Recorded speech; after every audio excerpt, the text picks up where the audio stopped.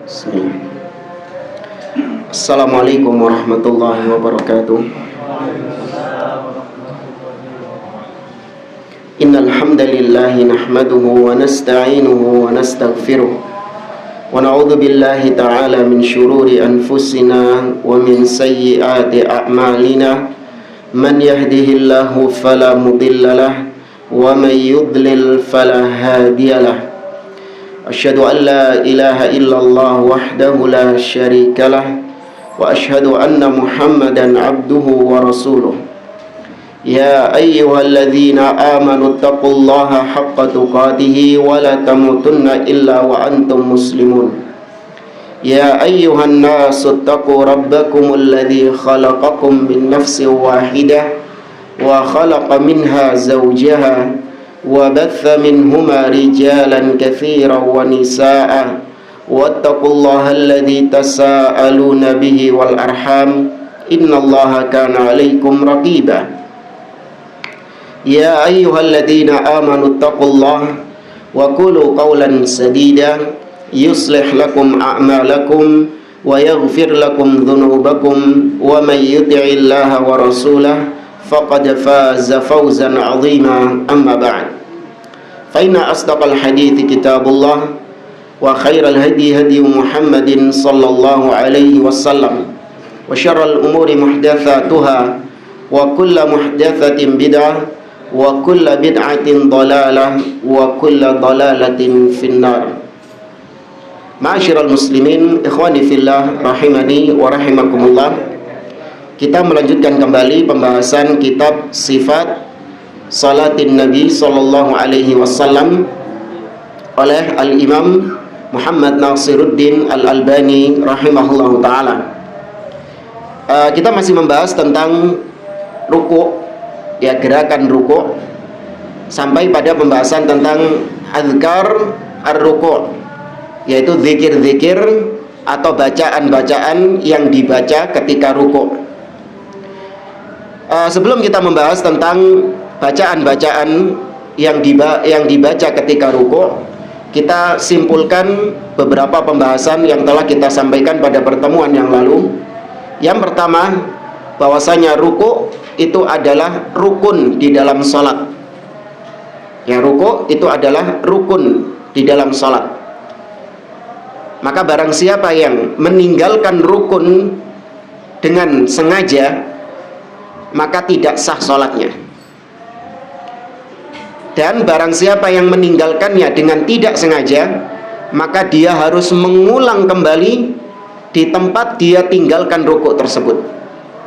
Ya, meskipun sudah rakaat keempat, kalau dia nggak rukuk di rakaat yang pertama, dia sudah sampai di rakaat yang keempat, maka dia wajib kembali lagi ke rakaat yang pertama ketika dia belum rukuk itu. Bahkan ketika dia selesai sholat, ya, kalau dia tahu bahwasanya dia tidak mengerjakan ruku', dia harus kembali mengulang apa yang dia tinggalkan itu. Ya, ini sudah kita bahas pada pertemuan yang lalu. Ruku' merupakan rukun di dalam salat.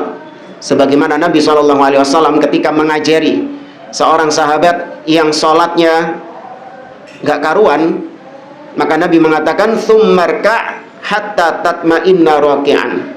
Kemudian rukuklah sampai tumakninah dalam rukukmu.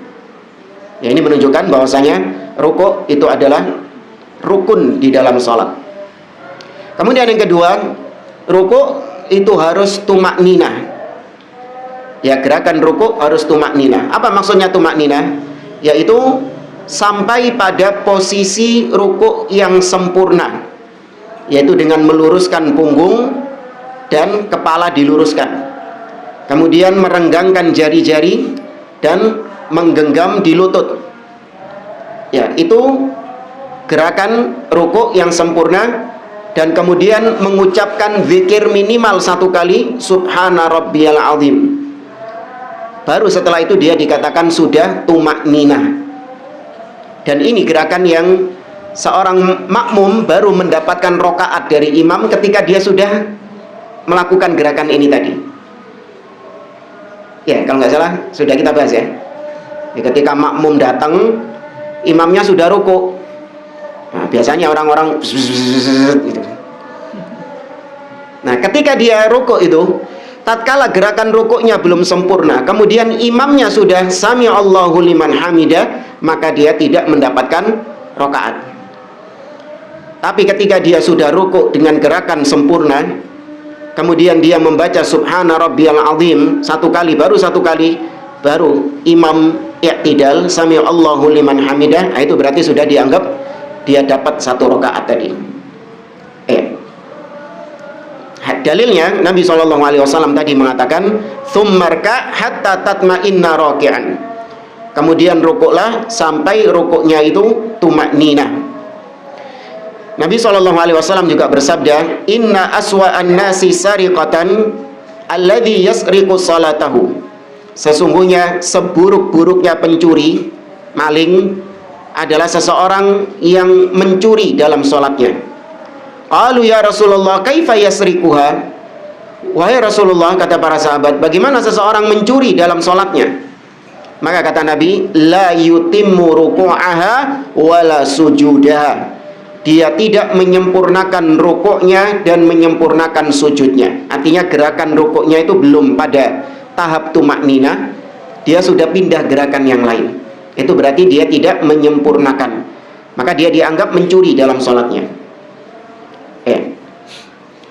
Dari Abdullah bin Abbas, Nabi SAW atau Abdullah bin Abbas berkata, kana Rasulullah SAW idza raka'a istawa falau subba ala dhahrihi alma lastaqarra.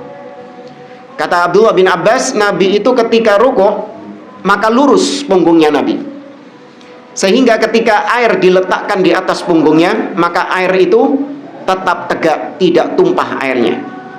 Ini juga menjadi gerakan wajib bagi rukuk, yaitu punggung harus diratakan, ya tentu sesuai dengan kadar kemampuan maksimal. Nah, kemudian jamaah rahimani wa rahimakumullah, pembahasan berikutnya tentang rukuk yang juga sudah kita lewati, bahwasanya yang menjadi patokan gerakan di dalam rukuk itu adalah punggungnya yang lurus, kemudian tangannya menggenggam lutut dan direnggangkan. Terkadang ada mungkin sebagian orang yang tangannya itu panjang, sehingga kalau tangan sudah nempel di lutut, ya tapi ternyata punggungnya itu masih miring, ya, tapi tangannya sudah nyampe di lutut, meskipun sudah direnggangkan juga masih miring. Direnggangkan ini apa? Ya, sikunya sudah dibuka gini tetap miring. Ya. Maka dia berusaha untuk semaksimal yang dia mampu selama dia tidak mengganggu kanan dan kiri. Ya, ada ya orang-orang yang tangannya itu panjang, ya, bukan maling loh ya. Tangan panjang maksudnya memang penciptaannya dia itu panjang ininya, bagian tangannya itu panjang. Ya, pokoknya selama dia tidak mengganggu kanan kirinya. Kadang orang terlalu buka seperti ini, kanan kirinya terganggu, nggak bisa rukuk. Ya, maka dia sudah maksimal kemampuannya seperti itu, meskipun ya masih miring sedikit, insya Allah ma'fu, ya ditoleransi untuk demikian itu. Baik, adapun orang yang tidak mampu, yaitu mungkin dia sudah tua renta, dia nggak bisa membungkukkan secara lurus punggungnya, maka maksimalnya seperti apa, yaitu yang dianggap rukuk yang sempurna. Ya. Atau mungkin orang-orang yang punya punuk, ada orang-orang yang sudah bungkuk itu sampai-sampai kata orang-orang itu kok nggak ransel, ya, kok nggak tas ransel itu, ada punuknya itu.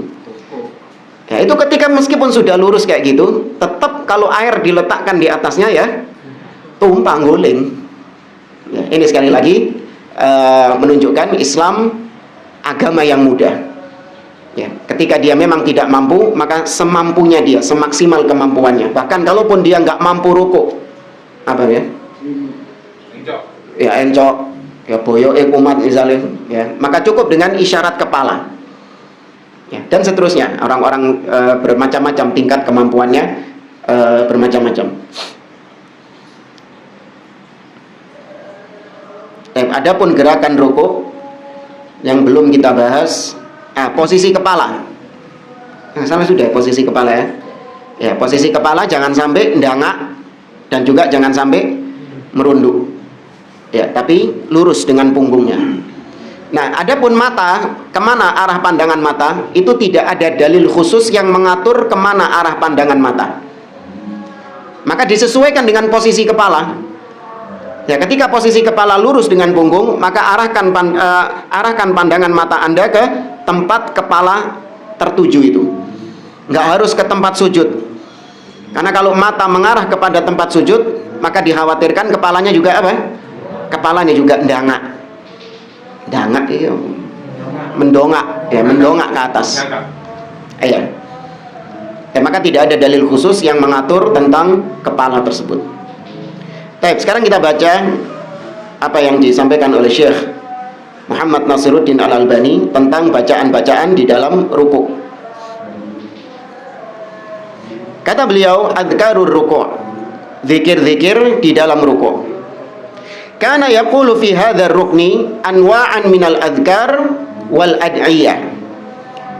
Di dalam rukuk ini Nabi SAW itu mengucapkan berbagai macam zikir-zikir dan wirid-wirid yang beliau ucapkan ketika rukuk. Jadi bukan cuma satu model saja, banyak model-modelnya. Taratan bihadza wa taratan bihadza. Terkadang Nabi membaca dengan bacaan ini, tapi di lain waktu Nabi membaca dengan bacaan yang lain. Dan ini menunjukkan Nabi ketika sholat, beliau sengaja mengeraskan bacaan rukuknya, tapi bukan mengeraskan seperti baca surat Al-Fatihah, bukan. Intinya sekedar untuk mengajarkan para sahabat Nabi SAW. Ya, sekedar untuk mengajarkan para sahabat. Karena kalau Nabi bacanya lirih, dari mana para sahabat bisa tahu bacaan-bacaan ini? Ya, ini mereka mendengar Nabi berzikir seperti ini, kemudian mereka riwayatkan kepada kita. Para sahabat mendengar ketika Nabi rukuk, Nabi berzikir seperti ini, maka mereka riwayatkan kepada kita. Ya, tapi secara asal rukuk itu dilirihkan bacaannya, tidak dikeraskan. Ya, ini khusus Nabi dalam rangka untuk mengajarkan kepada para sahabat tentang zikir-zikir dalam sholat. Nah, zikir-zikir ini itu bisa terkadang kita pakai dalam sholat kita sehari-hari, terkadang kita pakai zikir ini, terkadang kita pakai zikir yang lain. Baik, langsung saja yang pertama, di antara zikir Nabi ketika rukuk, Subhana Rabbiyal Azim thalatha marrat. Ya, Nabi membaca Subhana Rabbiyal Azim, Maha Suci Rabbku dan Maha Agung. Ya, Maha Suci Rabbku yang Maha Agung. 3 kali Nabi mengucapkannya. Wa kana ahyanan yukarriruha aktsaru min dzalik. Dan terkadang Nabi SAW mengulang-ulang Subhana Rabbiyal Azim lebih daripada 3 kali. Nah, ini juga kalau kita kedapatan imam yang lama rukuknya, maka jangan berhenti sampai 3. Ya, kalau sudah berhenti dari berzikir, nah itu pasti nanti pikiran kita kemana? Ayo kemana-mana sudah. Mikiri makanan lah, mikiri utang lah apa. Tapi dibaca terus Subhana Rabbiyal Azim, Subhana Rabbiyal Azim, dan menghadirkan hati kita dalam rangka mengagungkan Allah. Jadi jangan cuman sebatas gerakan, jangan cuman sebatas zikir, tapi harus ada di dalam kita dalam rangka mengagungkan Allah. Saya tunduk, saya ruku, ini adalah bentuk menghinakan diri kepada siapa? Allah Subhanahu wa ta'ala. Itu harus ada keyakinan itu dalam diri kita, supaya kita ini benar-benar merendahkan diri, tunduk kepada Allah Azza wa Jalla. Maha suci Allah, maha agung Allah Subhanahu wa ta'ala. Kita nggak ada apa-apanya dibandingkan Allah Azza wa Jalla. Kita nggak akan mampu berbuat ini dan ini, nggak akan mampu hidup tanpa Allah Azza wa Jalla. Ya, kita ini hina di hadapan Allah Subhanahu wa ta'ala. Jadi harus ada rasa keterhinaan, ketundukan ketika kita ruku. Sama sujud juga demikian nanti. Ya. Tapi ini bacaan yang pertama. Kemudian kata beliau di sini, wa balagha marratan fi tikrariha fi salatil lail. Dan terkadang Nabi SAW terus mengulang-ulang sampai berlebihan. Ya, berlebihan bukan hulu ya. Berlebihan itu artinya saking banyaknya. lebih daripada yang kita sebutkan sebelumnya. Lebih. Ketika sholat lail, sholat malam. Ya tentunya kalau jadi imam, apalagi imam sholat rawatib, ya sekedarnya saja. Kadar minimal subhana rabbiyal azim wa bihamdi subhana rabbiyal azim subhana rabbiyal azim 3 kali, selesai sudah i'tidal. Ya, ini Nabi ini sampai lama. Bahkan rukuknya Nabi itu hampir sama dengan berdirinya Nabi. Jadi imam ini ya, dipraktekkan gitu. Jangan. Hatta kana ruku'uhu qariban min qiyamihi. Sampai-sampai rukuknya Nabi itu hampir sama durasinya dengan berdirinya Nabi Shallallahu Alaihi Wasallam. Ketika sholat malam, tahu ketika sholat malam di sini langsung disebutkan, kata beliau, wa kana yaqra'u fihi thalatha suwarin minat tiwal. Berdirinya Nabi itu membaca 3 surat yang panjang. Apa saja kemarin? Al-Baqarah, An-Nisa, dan Ali Imran. Ruku'e mepodo kowe ngono. Ya, ya. Rukuknya hampir sama dengan berdirinya Nabi. Hah? Iya. Baca 3 suratnya. Rukuknya ya bukan berarti harus sama 2 jam rukuknya, enggak. Hampir sama. Ya, tetap panjang kategori kita. Ya, luar biasa apa geringgingan. Ya enggak biasa memang kayak gitu. Nah, yatakhallaluha du'aun wastighfarun kama sabaqa fi sholatil lail. Nah, di sela-sela rukuknya Nabi Shallallahu Alaihi Wasallam itu juga beliau menyelipkan doa-doa di situ. Beliau menyelipkan istighfar di situ di tengah-tengah rukuk itu. Jadi boleh berdoa ketika rukuk, itu dibolehkan berdasarkan riwayat-riwayat yang sampai kepada sahabat Nabi Shallallahu Alaihi Wasallam, sampai kepada kita, bahwasanya Nabi ketika rukuk, dalam rukuk yang panjang, selain mengagungkan Allah, selain subhana rabbiyal azim dan doa-doa yang lain, Nabi di situ juga berdoa dan juga beristighfar kepada Allah. Ini kesimpulan, boleh berdoa ketika rukuk. Kemudian bacaan yang kedua, subhana rabbiyal azimi wa bihamdi. Ya, dengan tambahan bihamdi, subhana rabbiyal azim wa bihamdi thalathan, 3 kali. Itu juga sahih dari Nabi Shallallahu Alaihi Wasallam. Kemudian yang ketiga, subuhun quddusun rabbul malaikati warruh. Ya, subuhun quddusun rabbul malaikati warruh. Ya, ini dibaca minimal 1 kali. Dan kalau lama juga bisa diulang-ulang. Ya, bisa diulang-ulang sampai berapa kali, tidak ada batasan. Kemudian yang keempat, Nabi juga berdoa, subhanakallahumma rabbana wa bihamdik Allahumma gfirli. Ya, subhanakallahumma rabbana wa bihamdik Allahumma gfirli. Wa kana yukthiru minhu fi ruku'ihi wa sujudihi yata'awwalul Qur'an.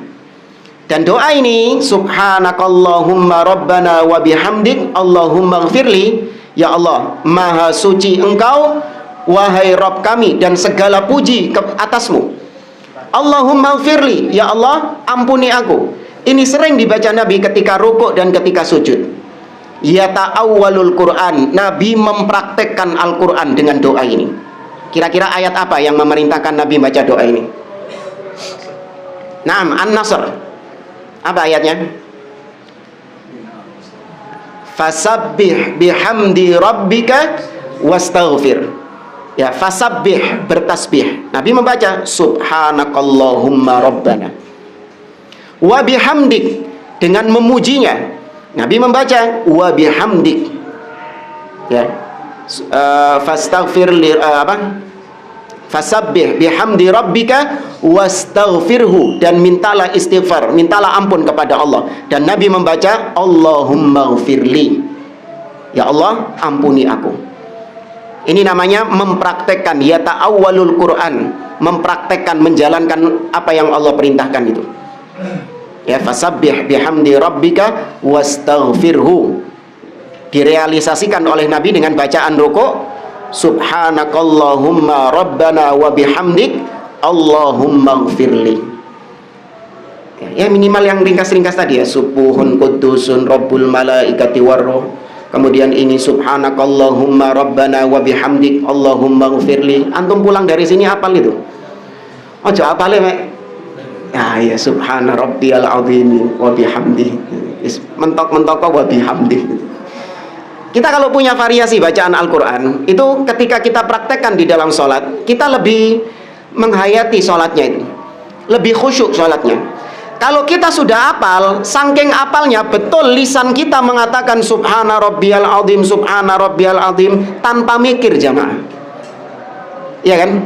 Tanpa mikir sudah lisan mengatakan subhana rabbiyal azim. Jadi kekhusyuannya agak berkurang. Beda kalau kita punya hafalan ganti-ganti bacaannya, maka otak kita dipaksa untuk mengembalikan hafalan tersebut. Sehingga lebih memacu kita, lebih menjaga kekhusyuan kita di dalam sholat. Ya. Itu yang keempat. Kemudian yang kelima. Nah ini agak panjang ini. Ya. Anak dewe gak hafal. Karena panjang ini. Yang kelima, Nabi membaca Allahumma laka raka'tu wa bika amantu. Ya Allah, kepadamu aku rukuk dan kepadamu aku beriman. Walaka aslamtu, dan kepadamu aku berserah diri. Wa anta rabbi, dan engkau adalah Rabbku. Khasya'alaka sam'i wa basari, pendengaranku dan penglihatanku tunduk kepadamu ya Allah. Wa mukhi wa 'adhami, demikian juga dengan akalku dan juga dengan tulang-tulangku. Wa fi riwayatin wa idhami, dalam riwayat yang lain dengan kata-kata idhami, sama, tulang-tulangku juga tunduk kepadamu. Wa asabi, dan urat-uratku semuanya tunduk kepadamu. Ya, karena rukuk itu adalah ketundukan. Wa mastaqallat bihi qadami, dan apa yang digerakkan oleh kedua kakiku atau oleh kakiku, semuanya itu tunduk kepada lillahi rabbil alamin, kepada Allah Rabb semesta alam. Ya. Ada yang sudah apa? Hah? Allahumma baru dengar. Nah yang keenam hampir mirip dengan yang kelima tadi. Yang keenam, Allahumma laka raka'tu, ya Allah, kepadamu aku rukuk. Wa bika amantu, dan kepadamu aku beriman. Walaka aslamtu, dan kepadamu aku berserah diri. Wa alaika tawakkaltu, ini tambahannya, dan kepadamulah aku bertawakal. Anta rabbi, engkau adalah Rabbku. Khasya'a sam'i wa basari, pendengaranku dan penglihatanku tunduk kepadamu. Wadami, dan darah-darah yang mengalir. Walahmi, dan juga daging-daging yang ada pada tubuhku. Wa azami, dan tulang-tulangku. Wa asabi, dan urat-uratku, itu semua tunduk lillahi rabbil alamin, kepada Allah Rabb semesta alam. Ya, ini kayaknya yang lebih pendek dari yang tadi. Ya. Tetap gak hafal. Yang ketujuh, diantara bacaan rukuk, yaitu subhana dzil jabaruti wal malakuti wal kibriyai wal 'azamah. Nah, ini enteng ini. Ya, subhana dzil jabaruti wal malakuti wal kibriyai wal 'azamah. Ya, wa hadza qalahu fi salatil lail, dan ini sering diucapkan Nabi rukuk ini, bacaan ini ketika sholat malam. Ya, ketika sholat lail. Itu 7 bacaan rukuk yang dibawakan oleh beliau di sini. Nah, dari 7 tadi, berapa yang antum hafal? Yang nomor berapa dan nomor berapa? 1 dan 2. Ya.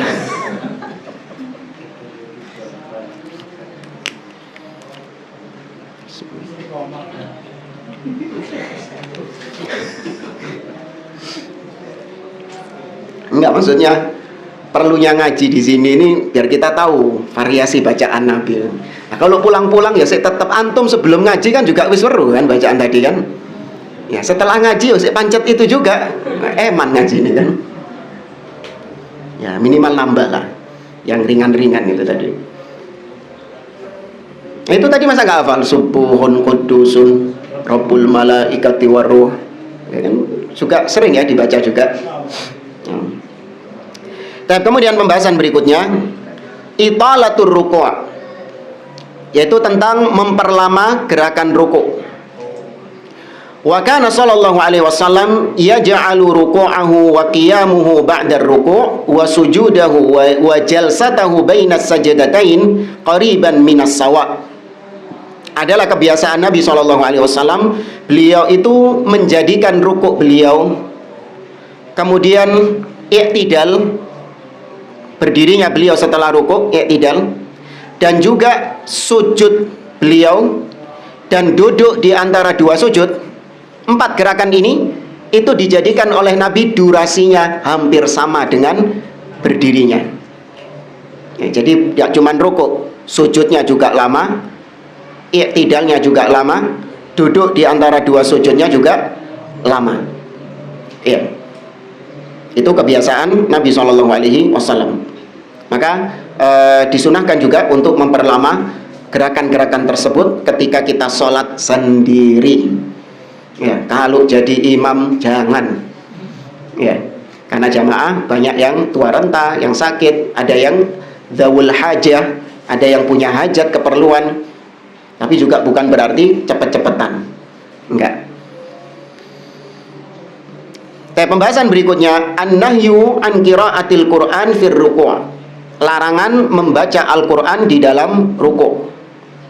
Ya, larangan baca Qur'an di dalam ruku'. Kata beliau, wa kana yanha an qiraatil Qur'an fir ruku'i was sujud. Nabi SAW melarang membaca Al-Qur'an ketika ruku' dan ketika sujud.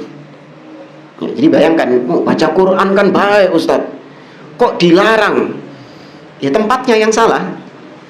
Bukan karena bacaan Qur'annya yang dosa, bukan karena kau baca Qur'annya yang dosa, tapi karena kau menyelisihi sunnah Nabi SAW.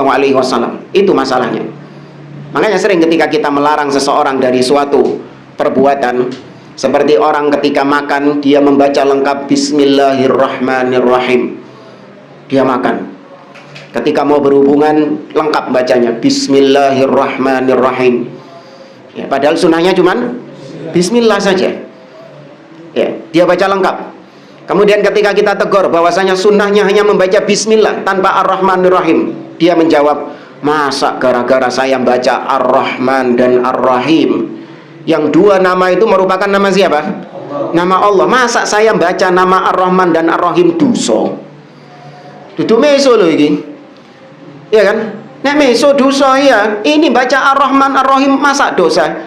Bukan. Kau dosanya bukan karena baca Ar-Rahman Ar-Rahim, tapi kau dosanya karena apa? Menyelisihi Nabi.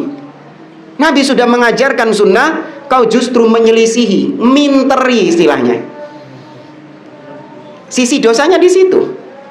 Nah, ini pernah terjadi di zaman seorang tabi'in, Sa'id ibn al-Musayyib, di mana beliau mendapati seorang sholat sunnah sebelum subuh, sholat sunnah fajar, qobliyah subuh, berulang kali sholatnya. Jadi habis salam ngadeg maneh. Dan itu kita dapati sebagian orang demikian. Ya, kayak husnudzon kita, mungkin dia dia memisahkan ini tahiyatul masjid di sini. Ya. Nah, mari tahiyatul masjid baru sholat qobliyah gitu. Atau mungkin dia pisahkan ini sunnah wudhu. Dia habis wudhu sholat sunnah wudhu. Mari salam 2 rakaat. Nah, ini tahiyatul masjid. Ya, kemudian yang ini qobliyah subuh gitu. Ya, itu husnudzon kita gitu. Cuman ada orang-orang yang memang mengulang-ulang qobliyah subuh. Ketika ditegur oleh Sa'id ibn Musayyib, padahal tadi bisa digabungkan nggak? Bisa digabungkan. Namanya sholat sunnah wudhu, yaitu sholat yang dilakukan setelah wudhu, apapun sholatnya. Namanya tahiyatul masjid adalah yaitu kita sholat sebelum kita duduk di masjid, apapun itu sholatnya. Ya. Kecuali sholat jenazah nggak ada duduknya soalnya. Maka bisa digabungkan tadi itu. Ya, tergantung niatnya. Makanya eman antum kalau misalnya masuk masjid cuma niat qobliyah subuh, tapi niat masuk niat tahiyatul masjid juga. Kalau di situ antum wudu, niatkan juga sunnah wudu juga, dapat 3 keutamaan. Nah, ketika ditegur oleh Sa'id ibn al-Musayyib bahwa Nabi SAW hanya mencukupkan 2 rakaat saja, Nabi mengatakan raq'ata al-fajri khairun minad dunya wa ma fiha. 2 rakaat sebelum subuh lebih baik daripada dunia dan seisinya. Apa kata orang ini? Habis ditegur gitu sama Sa'id ibn al-Musayyib, orang ini mengatakan, ayu'adzibani Allahi 'ala shalah. Wahai Sa'id ibn al-Musayyib, apakah mungkin Allah menyiksa saya di neraka gara-gara saya sholat terus ini? Jadi dia mikir, nanti di hari kiamat, di akhirat, saya dimasukkan neraka. Kemudian saya protes, saya tanya kepada Allah, ya Allah, kenapa kau masukkan aku ke neraka? Kenapa kau siksa aku? Kenapa kau azab aku? Gara-gara kau sholat sebelum subuh berulang-ulang. Masa gara-gara sholat kok sampai diazab sama Allah? Ya, ini pemikiran orang kan kayak gitu kan. Ini bukan gara-gara minum khamar loh, gara-gara sholat. Padahal sholat itu isinya bertakbir, baca Quran, bertasbih, ya kan, isinya mengagungkan Allah. Masa saya disiksa gara-gara sholat? Maka kata Sa'id ibn al-Musayyib, lah, bukan, jangan ngelihat dari situ. Kau diadab sama Allah bukan karena sholatmu. Sholatmu baik, sholat itu isinya kebaikan. Tapi kata beliau, walakin li khilafis sunnah. Kau diadab, disiksa, kalau memang tidak diampuni sama Allah, kau diadab karena engkau menyelisihi sunnah, karena engkau menentang sunnah Nabi SAW. Nabi sudah mencukupkan seperti itu, kau justru lebihkan. Seakan-akan kau lebih mendapatkan petunjuk daripada Rasul SAW. Sing oleh wahyu ki sapa lho? Ya kan, yang diturunkan wahyu ini siapa? Nabi. Dan kau seakan-akan minteri Nabi. Ah, itu sisi dosanya di situ. Dapat enggak? Ya, sisi dosanya di situ. Ya sama kayak orang-orang itu ketika kita melarang sholawat ini, sholawat ini. Sholawat kan baik, sholawat kan adalah isinya memuji Nabi, isinya ini dan seterusnya. Masa Allah menyiksa saya gara-gara sholawat? Bukan, gara-gara menyelisihi sunnah. Iya, Nabi tidak mengajarkan sholawat-sholawat dengan cara-caramu itu. Sholawat tarekat ini, sholawat tarekat ini. Nggak ada sholawat demikian dari Nabi SAW. Kau disiksa bukan karena sholat. Apalagi memang isi sholawatannya apa? Syirik kepada Allah Azza wa Jalla, hulu kepada Nabi SAW. Maka boleh kita katakan, ya kau disiksa gara-gara sholawatmu itu. Ngawur sholawatmu itu, penuh kesyirikan kepada Allah Azza wa Jalla. Ya. Wa kana yaqul, Nabi SAW bersabda, ala wa inni nuhitu an aqra'al qur'ana raki'an aw sajidan. Ketahuilah, sesungguhnya aku dilarang. Berarti siapa yang ngelarang? Allah Subhanahu wa ta'ala. Dan larangan Nabi itu juga larangan untuk umatnya. Jangan terus mengatakan, oh iya itu Nabi tok itu, kayaknya gak apa-apa. Nah, kalau Nabi tok nggak perlu disampaikan kepada para sahabat.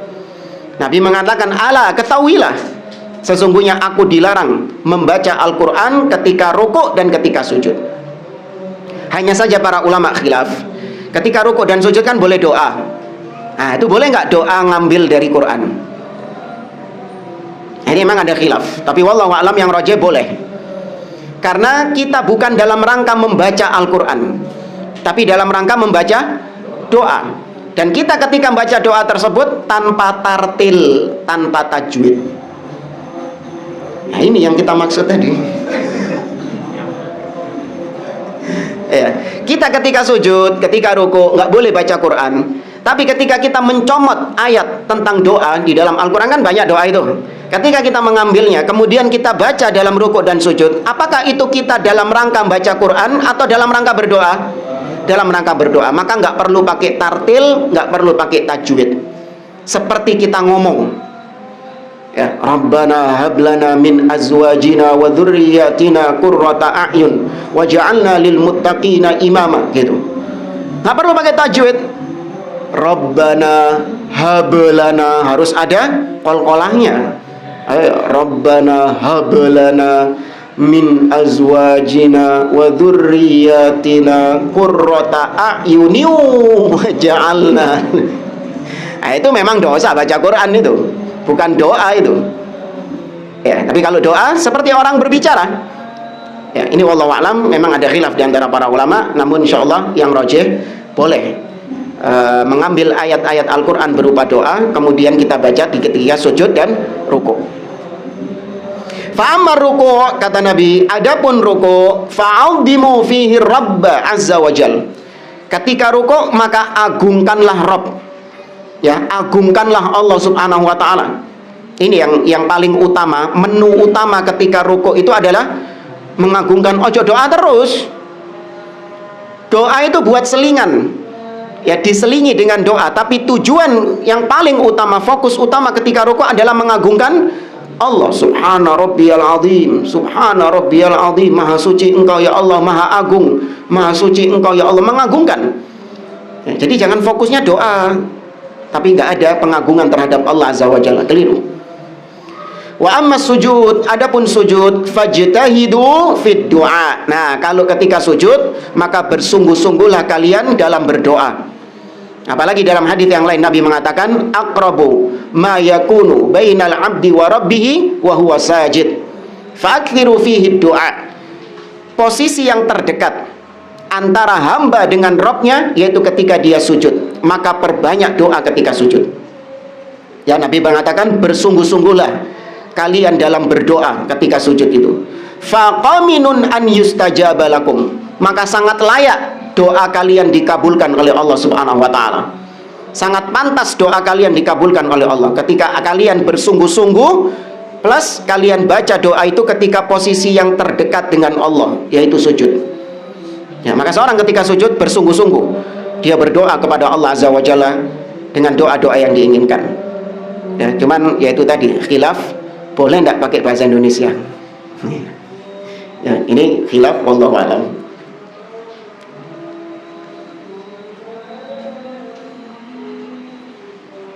Baik, jamaah rahimani wa rahimakumullah, itu tadi yang berkaitan dengan bacaan-bacaan dalam ruku'.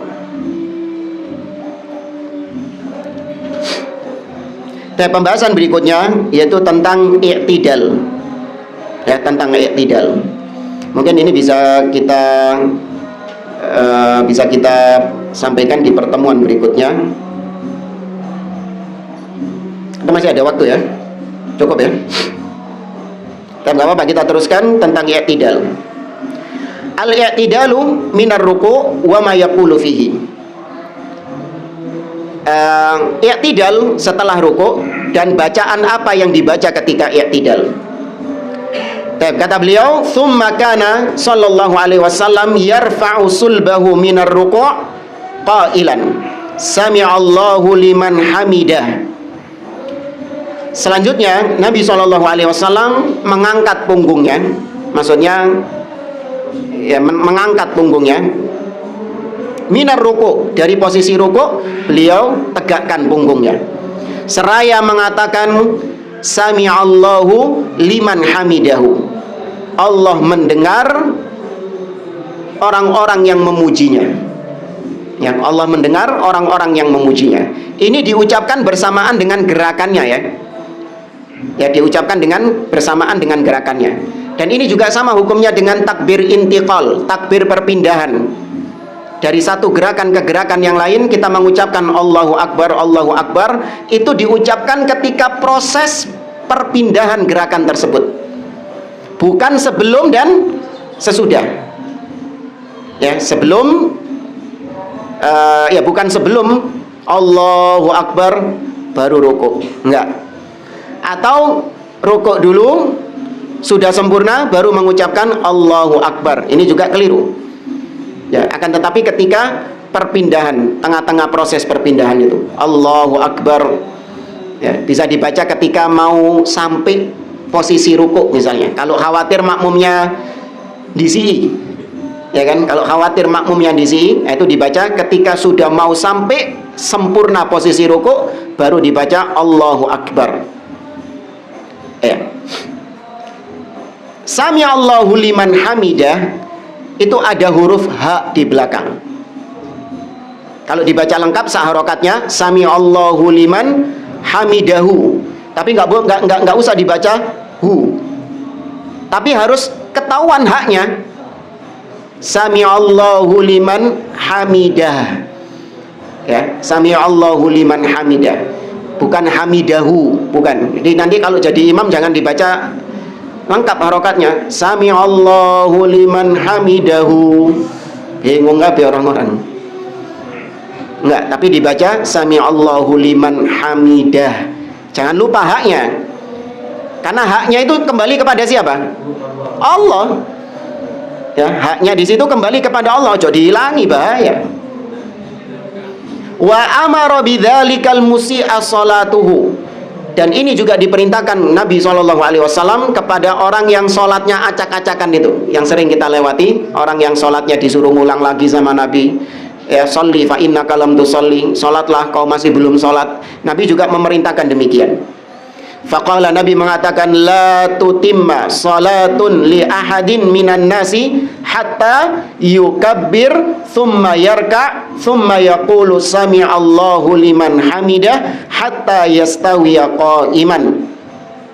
Nabi mengatakan tidak sempurna salat seseorang sampai dia bertakbir, kemudian dia ruku, kemudian dia mengucapkan Sami Allahu liman hamidah. Ini di sini titik-titik ini dipotong ya. Ya, di sini kalau di buku itu titik-titik. Artinya itu di titik-titik itu. Ya, itu dipotong. Sebenarnya panjang. Jadi jangan dianggap habis takbir langsung ruku. Enak gatik moco. Enggak, ini diringkas.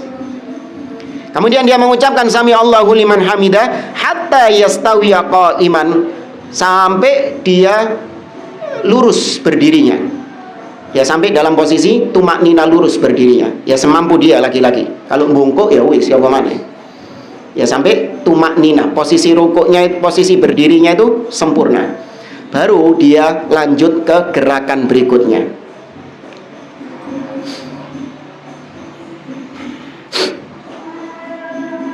Tsumma kana yaqul wa huwa qa'im.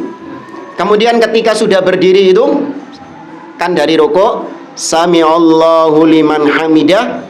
Nah, setelah itu beliau mengatakan Rabbana walakal hamd. Bisa juga Rabbana lakal hamdu. Rabbana lakal hamd. Itu ada dalnya, jangan dihilangkan, awas. Kalau tadi ada haknya huliman hamidah, Sami Allahu liman hamidah. Kalau yang ini ada dalnya, Rabbana walakal hamd. Ada dalnya. Nah, ini teringat dengan bacaan takbir. Allahu Akbar walillah ilham. Sebagian orang ilham, wah dapat ilham dari siapa ini? Dari syaitan. Walillahil hamdu. Itu bacaan takbirnya gitu. Walillahil hamdu. Ya. Jadi bukan walillah ilham, bukan. Walillahil hamdu, hamd, tapi harokannya nggak dibaca.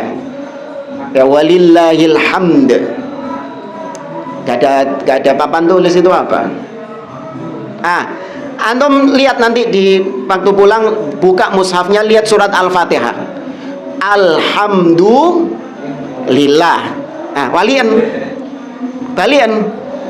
lillahi alhamdu. Nah, itu. Jadi antum tahu hurufnya. Oh, ini ternyata.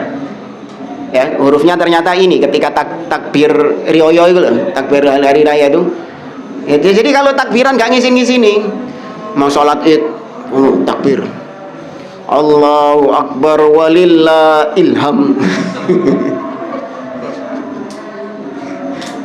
Nah, tak bisa Rabbana walakal hamd, bisa Rabbana lakal hamd. Wa amara bidzalika kulla musallin. Nah, kalau Rabbana lakal hamd itu diperintahkan buat semua yang sholat, baik dia imam ataupun makmum. Adapun ucapan Sami Allahu liman hamidah, ini ada khilaf di antara para ulama. Ketika sholat berjamaah, apakah cukup hanya imam saja yang membaca, atau makmum juga ikut membaca? Ini ada khilaf di antara para ulama. Tapi wallahu alam, yang lebih sahih, yang lebih rajih, makmum tidak diwajibkan membaca. Yang apa tadi? Sami Allahu liman hamidah. Kalau berjamaah nek ijenan tetap dibaca kalau sendirian. Sami Allahu liman hamid. Beda sama takbir intikal ya.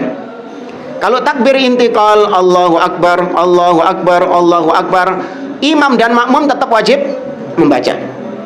Ya, imam dan makmum tetap wajib membaca takbir intikal. Mu'tamman au ghairahu. Baik dia jadi imam ataupun bukan imam, kata beliau ini. Faqala sallu kama ra'aitumuni usolli. Nabi mengatakan, salatlah kalian sebagaimana kalian melihat aku salat. Wa kana yaqul, Nabi juga mengatakan, innama ju'ilal imam liyu'tamma bih. Sesungguhnya imam itu dijadikan untuk diikuti. Ya, untuk diikuti. Wa idza qala sami'allahu liman hamidah, ini dalilnya. Apabila imam mengucapkan sami'allahu liman hamidah, faqulu, maka kalian wahai para makmum mengatakan Allahumma rabbana walakal hamd. Nabi nggak ngomong apabila imam mengucapkan sami Allahu liman hamidah, maka kalian ucapkan sami Allahu liman hamidah juga, baru kemudian kalian katakan Rabbana walakal hamd. Enggak, tapi Nabi langsung apa? Rabbana walakal hamd. Ya, atau dengan tambahan Allahumma Rabbana walakal hamd dalam riwayat yang lain.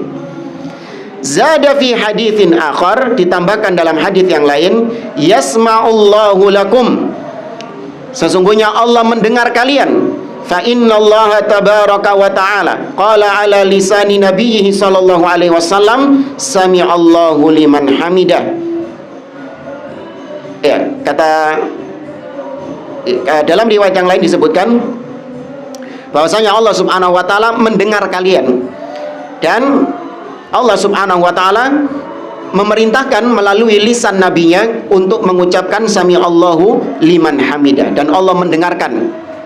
Ini juga kalau dilihat dari sisi tauhid al-asma was sifat, di sini ada penetapan sifat as-sam'u, sifat pendengaran bagi Allah.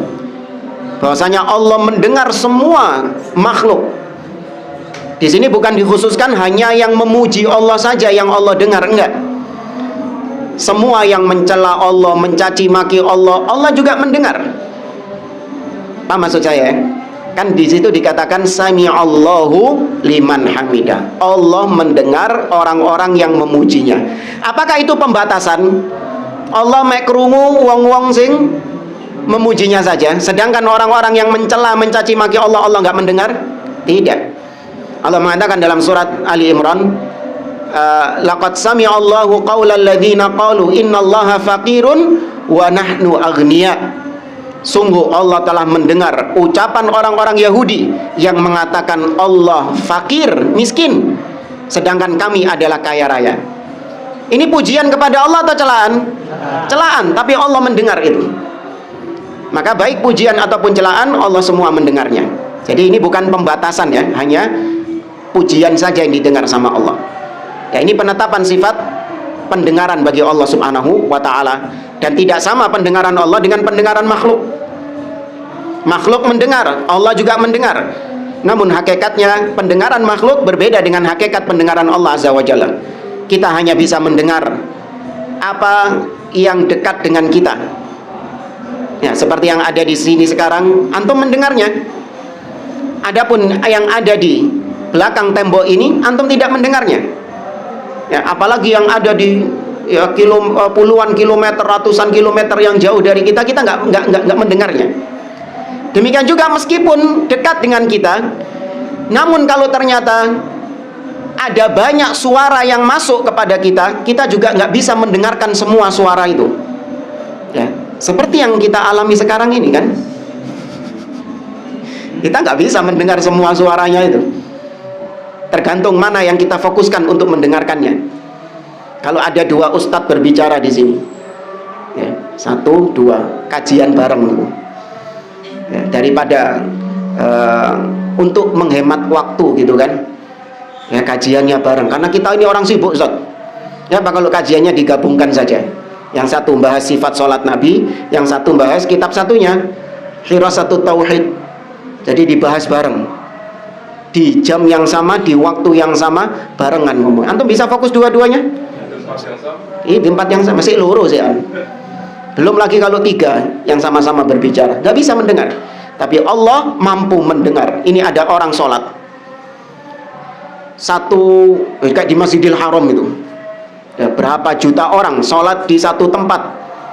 Mereka semuanya memuji Allah subhanahu wa ta'ala. Mereka semua berdoa kepada Allah. Di waktu yang bersamaan Allah mendengar semua doanya. Jangan ditanya kaifah, jangan ditanya bagaimananya. Ya, ini penetapan sifat as-sam'u, pendengaran bagi Allah subhanahu wa ta'ala. Wa 'allala fi dzalika fi haditsin akhar biqaulihi fa innahu man wafaqa qauluhu qaulal malaika ghafara lahu ma taqaddama min dzambi. Barang siapa, beliau menyebutkan alasannya kenapa ketika kita i'tidal, kita memuji Allah, kita mengucapkan sami Allahu liman hamidah, kita mengucapkan Rabbana walakal hamdu. Kenapa demikian? Karena alasannya kata Nabi, barang siapa yang ucapan dia bersamaan dengan ucapannya para malaikat, maka dosa-dosanya diampuni. Tuh, kita kalau belajar seperti ini, besok nanti ketika kita sholat, tatkala kita i'tidal sami Allahu liman hamidah Rabbana walakal hamd, ada motivasi dari kita pengen supaya ucapan kita ini bersamaan dengan para malaikat, sehingga harapan kita dosa kita diampuni. Ya, dari gini tok saja itu sudah bisa mengampuni dosa. Ya, kalau kita termotivasi dengan itu, maka insya Allah Allah berikan pengampunan dosa tersebut.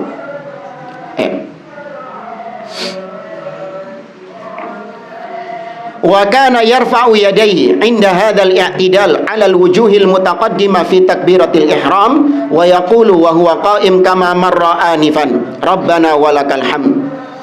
Nah, Nabi mengangkat kedua tangannya sebagaimana ketika takbiratul ihram. Nah, ini yang pernah kita sampaikan, mengangkat kedua tangan ketika takbir, ya, atau mengangkat kedua tangan ketika sholat, itu cuma 4 tempat saja. Yang pertama, takbiratul ihram, mau rukuk dhisik, iya, sebelum rukuk, kemudian bangkit dari rukuk atau i'tidal. Nah, satu. Nah, bangkit dari rakaat kedua menuju rakaat ketiga, atau bangkit dari tasyahud awal. Ya, hanya 4 tempat ini saja kita mengangkat kedua tangan. Selain itu tidak ada sunnahnya.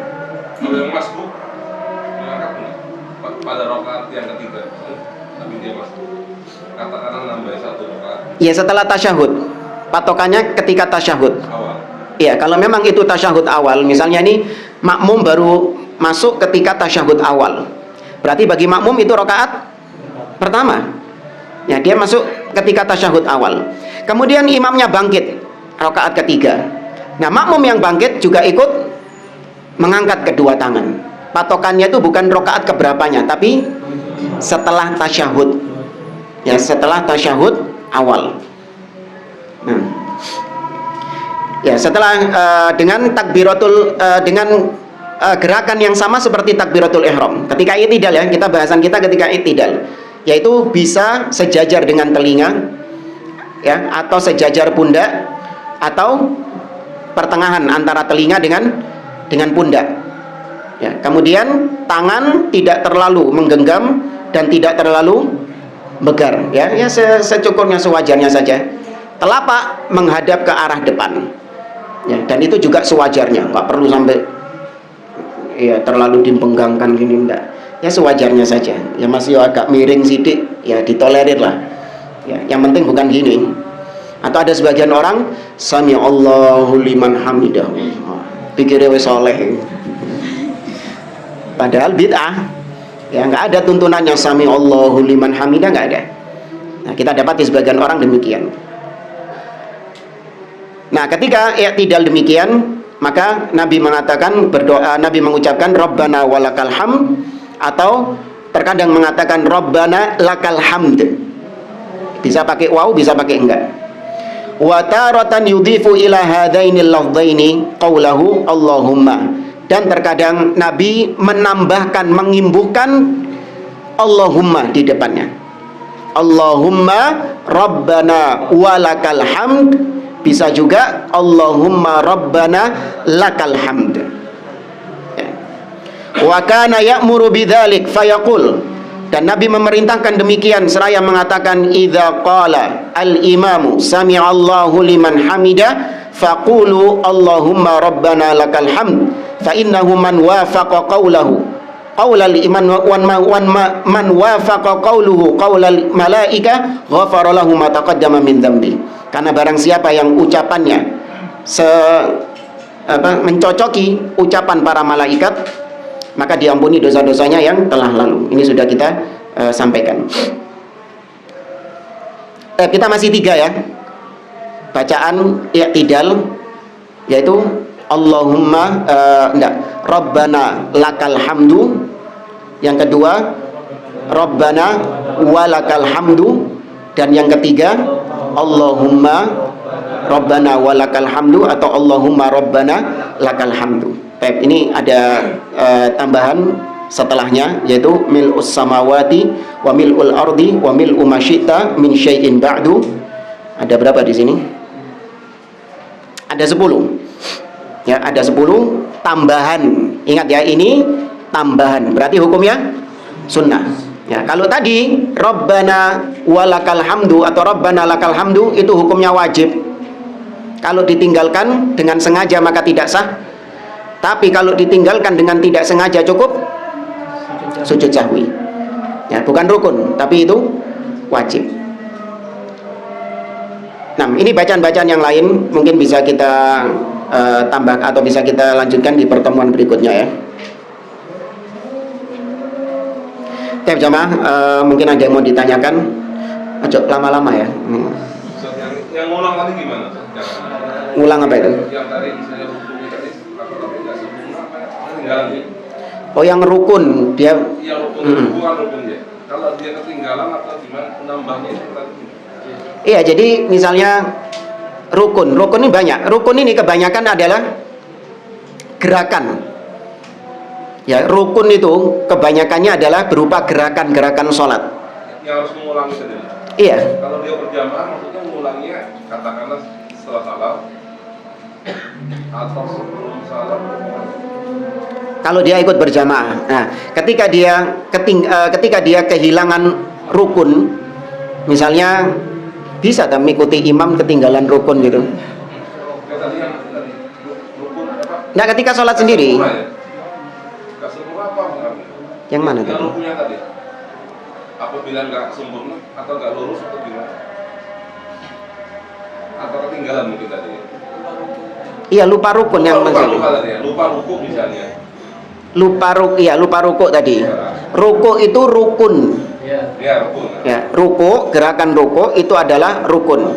Dia lupa misalnya. Nah, barang siapa yang lupa rukuk, meskipun jarang ya kalau lupa rukuk ya. Biasanya itu lupa duduk di antara 2 sujud. Itu termasuk nggak membaca doanya rukun. Membaca doa itu wajib, bukan rukun. Gerakannya ya. Ya, gerakannya itu yang rukun. Nah, ketika dia ketinggalan, ketika dia kelupaan, kalau sengaja sudah pasti batal. Bisa jadi kan imam lupa kan, akhirnya makmumnya lupa juga, ngikutin juga. Ya bisa sih. Ya.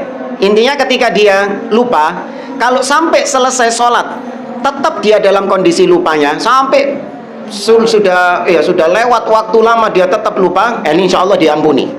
Ya mau gimana lagi lupa, ya kan? Tapi kalau dia ternyata ingat, ya ketika rakaat keempat sudah mau salam, ya, dia sudah membaca min fitnatil masihid dajjal. Ya, wis assalamualaikum baru ingat, oh iya, tadi saya nggak rukuk tadi. Ya, seingat saya tadi saya nggak rukuk, langsung sujud. Ya.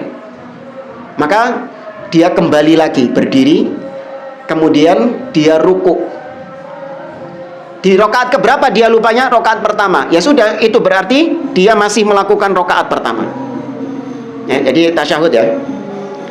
Mau assalamualaikum, dia baru ingat, langsung dia berdiri, Allahu Akbar, kemudian langsung ruku, Allahu Akbar. Nah, dia ulang lagi sampai selesai. Sampai satu rakaat itu diulang.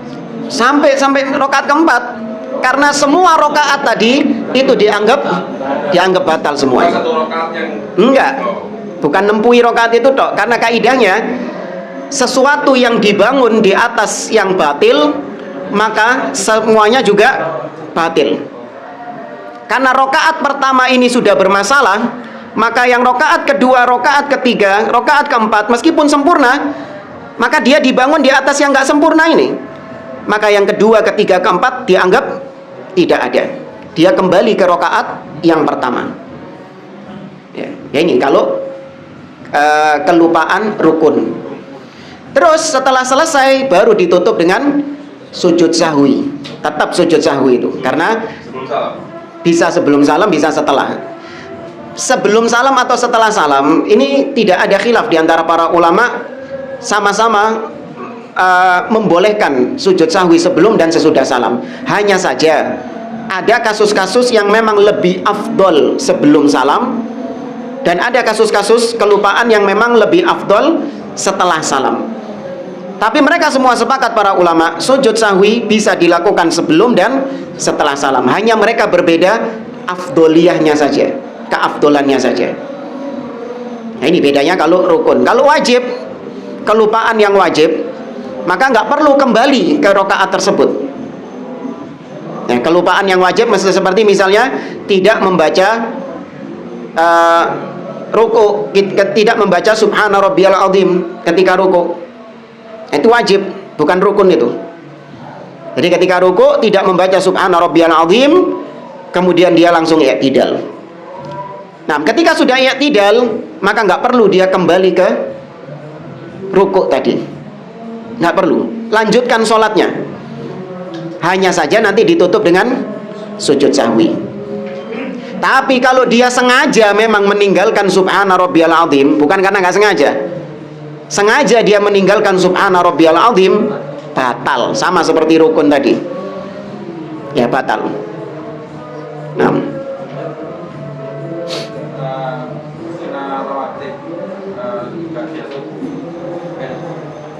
qobliyah itu kan bisa